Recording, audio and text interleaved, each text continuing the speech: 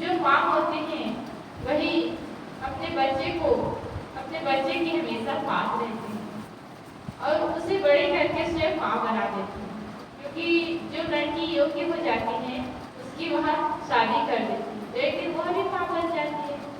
तो वह जैसा आचरण करेगी घर में उसी प्रकार जब उसके बच्चे हुए तब उसे संस्कार देगी। तो ये पीढ़ी दर पीढ़ी आप जैसा संस्कार दो वैसा संस्कार होता ही। और सामान्य से किसी घर परिवार में जाए तो उसके परिवार के सब लोग अच्छे रहते हैं, उसके नानी अच्छे रहते हैं, उसके माँ अच्छे रहते हैं, उसके बेटी अच्छे रहते हैं, उसके पोती अच्छे रहते हैं। क्यों सब लोग अच्छे रहते हैं? क्योंकि यह संस्कार चलता है, एक के बाद एक दूसरे को देते जा रहे हैं। और कहीं हम किसी लड़ाकू के व्यक्ति के घर जाए तो उसके घर के सब लोग बड़े विपरीत होते हैं। बड़ों से कैसे बात करना, दबा के बोलना, तेज आवाज से बोलना, लड़ाई करना, उल्टे सीधे शब्द का प्रयोग करना, ये सब करते रहते हैं। तो आप बड़े को देख लो तो समझ जाओगे छोटा कैसा है, क्योंकि बड़े का ही संस्कार छोटे पर पड़ता है। कहते हैं कि बच्चे को सिखाना नहीं दिखाना पड़ता है। जब बूढ़ी दादी को रोज पूजा करते हुए आंगन में दिया जलाते हुए देखते हैं तो बच्चे भी दिया जलाने लग जाते हैं, वे भी हाथ जोड़ के बैठ जाते हैं। तो क्यों उसको कहे नहीं, क्योंकि दादी करते हैं तो हमें भी करना चाहिए, उसके मन में होता है तो वह करने लग जाते हैं। लेकिन हम स्वयं किसी की बुराई कर रहे हैं, उसकी माँ की हम बुराई कर रहे हैं, चिल्ला रहे हैं, भोजन के लिए मांग रहे हैं, भोजन में नमक कम है ऐसा कह रहे हैं, तो बच्चे पर क्या प्रभाव पड़ेगा? वे भी सीख जाते हैं कि जोर से बातें करना, अपने मम्मी की आदर न करना। आप बूढ़ी दादी हो तो आप बच्चे को सिखाओ कि आपकी माँ कुछ कर रहे हैं तो उसकी देखभाल कर दो। ये नहीं कि तुम्हारी माँ क्या कर रही, सोई कुछ काम नहीं करती है, यह सब ना बोलो उसके सामने, क्योंकि वे बच्चे वैसे ही सीख जाते हैं और अपनी माँ का जो इज्जत करना चाहिए वहाँ नहीं कर पाते हैं। इसी पर एक कहानी के माध्यम से मैं विचार दूं। एक घर में एक बेटा था और एक बेटी थी। एक माँ की उसके एक ही बेटा था और एक ही बेटी थी, लेकिन वह अपने काम धाम में ही व्यस्त रहती थी और बच्चे को समय नहीं देती थी। सुबह से ही अपनी ड्यूटी में निकल जाती थी माँ, और उसके पिता भी नौकरी वाले थे, दोनों निकल जाते थे। और जब वो आते थे तो बच्चे लोग चिल्लाने लगते थे, पापा पापा, मम्मी मम्मी, मुझे ये चाहिए, मेरे लिए ये बनाओ। तो उसे शांत करने के लिए उसे मोबाइल दे देते थे। पहले के लोग क्या करते थे? पहले के लोग दिन भर खेत में काम करते थे और जब आते थे तो अपने बच्चे को गोद में लेकर बैठ जाते थे और उसके साथ समय बिताते थे। जब रसोई में जाते थे तो बच्चे रसोई में जाते थे। लेकिन अब के बच्चे को शांत रहने के लिए दोनों नौकरी में है, बाहर से तो उधर के आए हुए रहते हैं और शांति पाने के लिए बच्चे को मोबाइल दे देते हैं, तो शुरू से ही मोबाइल के आदी बन जाते हैं। पहले के माँ बाप खेत में काम करते थे और उसके बच्चे क्या बनते थे? डॉक्टर बनते थे, मास्टर बनते थे, वकील बनते थे, फौज में जाते थे, पुलिस हो जाते थे। लेकिन अब के माँ और बाप, मम्मी और पापा उसके दोनों ही जॉब में, सरकारी नौकरी में है, लेकिन बच्चे क्या है? बच्चे पढ़ने लिखने में कमजोर हो जाती है, क्योंकि उसे पैसे की अहमियत नहीं होती है।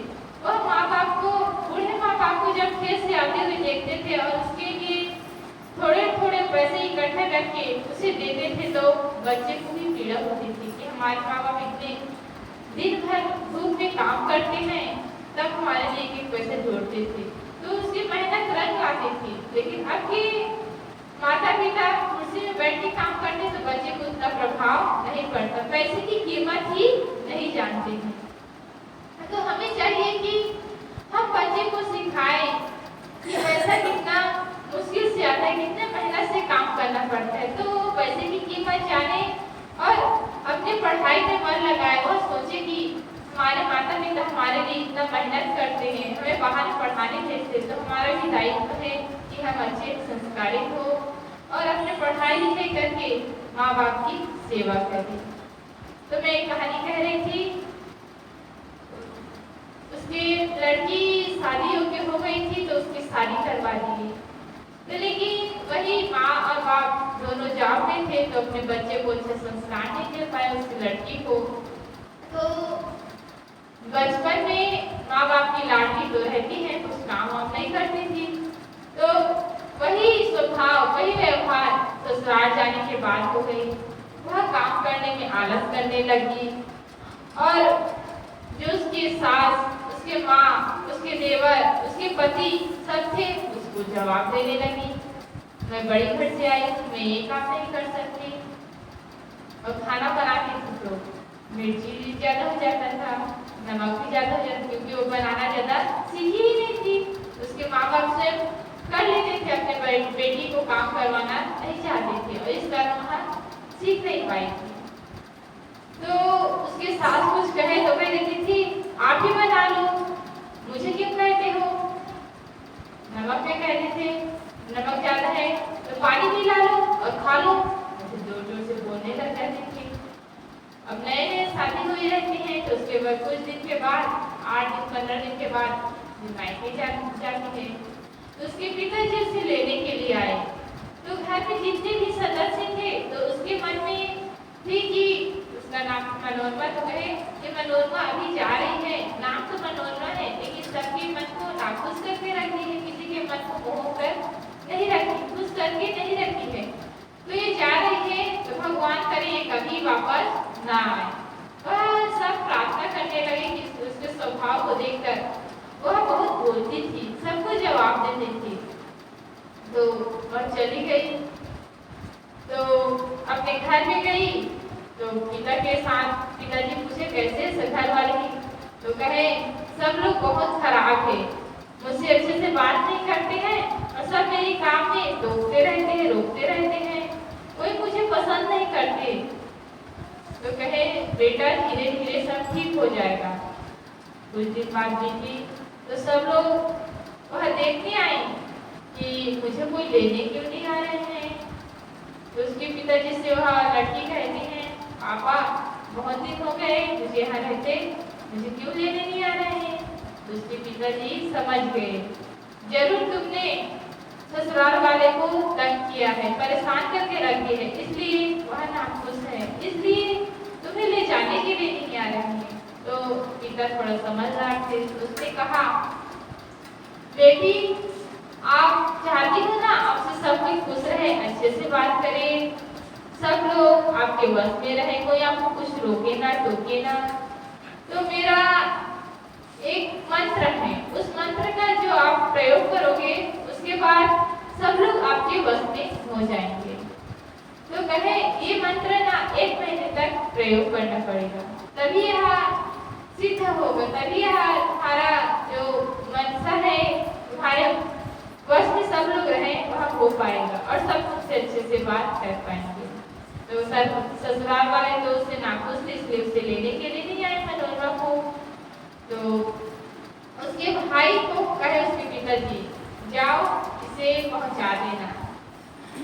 तो जब ससुराल गई तो सब लोग उसे देखे कहने लगे उसके भाई को, इसे आप क्यों लाए हो, इसे ले जाओ, ये अच्छे से नहीं रहती, हम लोग के साथ अच्छा व्यवहार नहीं करती। तो उसके भाई बुझाई पड़ गए, पिताजी कहेंगे इसे छोड़ के आना और ये लोग कहे इसे नहीं रखेंगे। तो ये सब कहे, उसके भाई कहे 15 दिन के लिए छोड़ देता हूँ, 15 दिन के बाद अगर बहन बुलाएगी आप लोग कहेंगे मैं तो पुनः आ जाऊंगा और अपनी बहन को ले जाऊंगा, कुछ दिन के लिए तो इसे रहने दो फिर मैं ले जाऊंगा। तो उसके ससुराल वाले की मान के उसे रहने दे दिए। तो उसे सुनाने लगी वही सब बातें, क्यों आई हैं, माहौल खराब करती हैं, अच्छे से बात नहीं करती हैं और यहाँ आई हैं हर लोग को परेशान करते, खुद भी परेशान रहती है, इसे तो आना ही नहीं चाहिए, रहती अपने मायके में। तो सब उसके पास कहने लगे। तो उसके मन में तो होते हैं ऐसा सुन के, अभी ये मंत्र ना होता तो पलट के जवाब देती, उसकी बोलती बंद हो जाती, लेकिन क्या करूं, मंत्र बताए पिताजी 1 महीने तक किसी से कुछ ना बोलना है, हाँ बस कहना है, उसकी सब बात मानना है। तो कुछ दिन तो ऐसे सुनाते रहे अपनी बहू को कि ये नखरे वाली है, क्यों आ गई हम लोग के परेशान करने करके। लेकिन धीरे धीरे जब वो चुपचाप सब काम करने लगी और सबकी बात मानने लगी और अच्छे से बात करने लगी, तो सबके मन में उसके लिए प्यार उमड़ गया और धीरे धीरे वह प्यार पाती पाती उस मंत्र को अपने व्यवहार में शामिल कर लिया और वह कोई कुछ कहता तो सुन लेते और सबसे मीठी वाणी का प्रयोग करते। इस तरह पिता के बताए हुए सीख उसके काम कर गए, उसकी गृहस्थी संवर गई, उसकी गृहस्थी टूटते टूटते बच गई और सब लोग हंसी खुशी से रहने लगे और वह सबकी लाडली बन गई। तो इस तरह हम सबको बचपन से हम बच्चे को संस्कार दे तो भविष्य में उसे दिक्कतों का, मुसीबतों का, परेशानियों का, दुख का सामना करना नहीं पड़ेगा और हम भी परेशान नहीं होंगे, साथ में हमारी बेटी भी आगे चलकर परेशानी का सामना न करना पड़ के हमेशा के लिए खुश रहेगी और पहले ही अपने स्वभाव को से सबको प्यार देगी और स्वयं खुशी रहेगी। तो हम सबको पहले से संस्कार दें, स्वयं संस्कारवान रहे, बच्चे के सामने धीरे आवाज से बात करें और उसे मेहनत करना सिखाएं। ये ना कहें कि इसे रहने तो बेटा न करे, कोई थाली उठा रहा है तो कहें बेटा इस थाली को उठा रहा तो मान दो एक ही थाली से। तो धीरे धीरे बचपन से ही हम आदत डालेंगे तो बच्चे सीखकर वह काम करने में आलस नहीं करेंगे और सेवक परायण रहकर अपने पढ़ाई लिखाई में अव्वल नंबर में आके पैसे कमाकर व्यवहार भी अच्छा रखेगा, पैसा भी कमाएगा, साथ साथ माँ बाप की सेवा भी करेगा।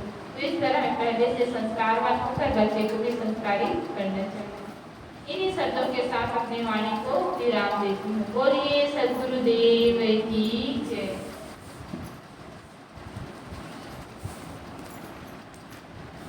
बोलिए सद्गुरुदेव की जय।